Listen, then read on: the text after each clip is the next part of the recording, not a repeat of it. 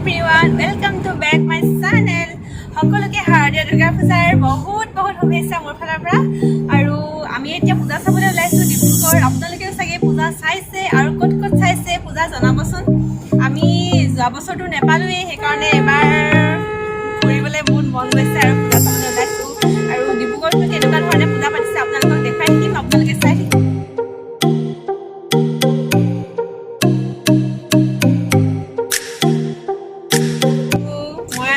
বৰ্তমান মাৰ ঘৰত আৰু মাৰ ঘৰৰ পৰা আমি আমাৰ ফেমিলিটো ওলাইছো পূজা চাবলৈ। এজনী মা হেৰিয়া আমাৰ আটাইতকৈ টিকলি বেটীজনী আহিছে, এইজনী হাই কৈ দিয়া বেটী।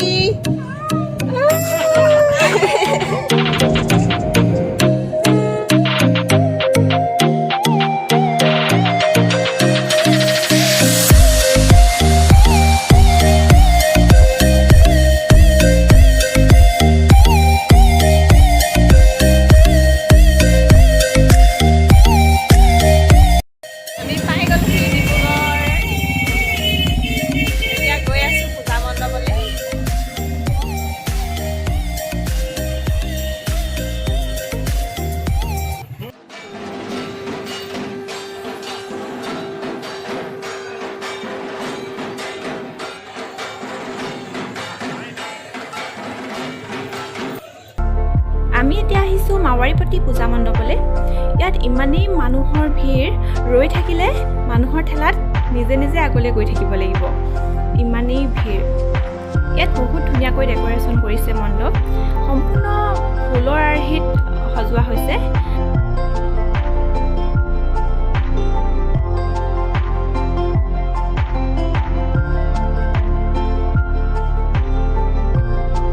কেমেৰাতকৈ ৰিয়েলত বহুত বেছি ধুনীয়া লাগিছে, কাৰণ এতিয়া ৰাতিৰ বাবে লাইটৰ পোহৰত ফুলৰ পাহিবিলাক বেছিকৈ জিলিকি গৈছে, সেইকাৰণে ভিডিঅ'টোত সম্পূৰ্ণকৈ ধৰিব পৰা নাই ফুলৰ পাহিবিলাক।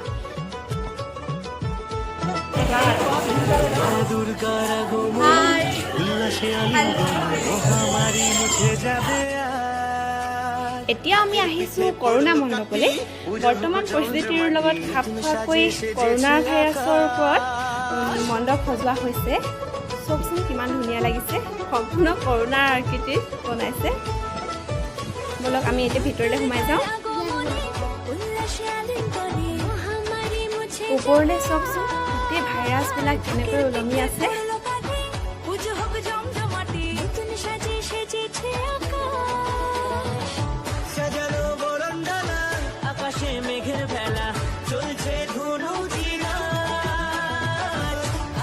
ঘন্টা বাজে এলো নতুন সাজে আকাশে পূজাৰ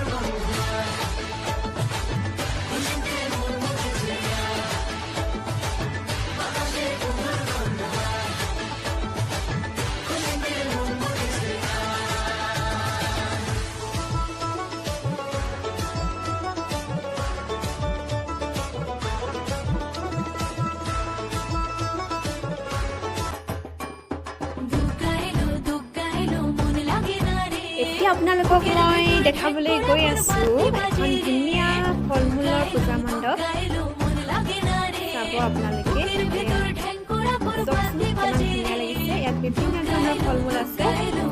মেইন মণ্ডপটো ডাঙৰকৈ তৰমুজৰ আকাৰত বনোৱা হৈছে, আৰু ইয়াত অনাৰস আছে, অমিতা, গোমধা, ষ্ট্ৰবেৰী আছে, কল, আপেল, বিভিন্ন ধৰণৰ ফল মূল আছে। চবচোন ইমান ধুনীয়া লাগিছে।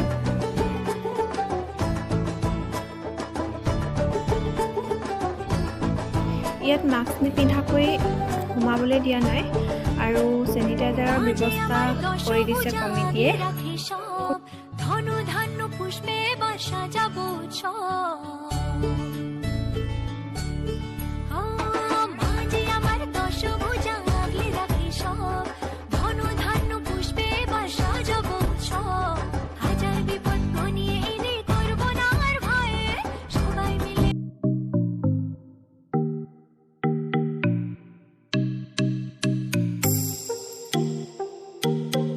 পূজা চাই এতিয়া গাড়ীত বহিছো।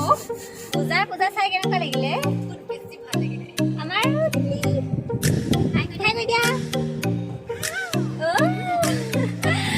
টিকলিয়ে হাই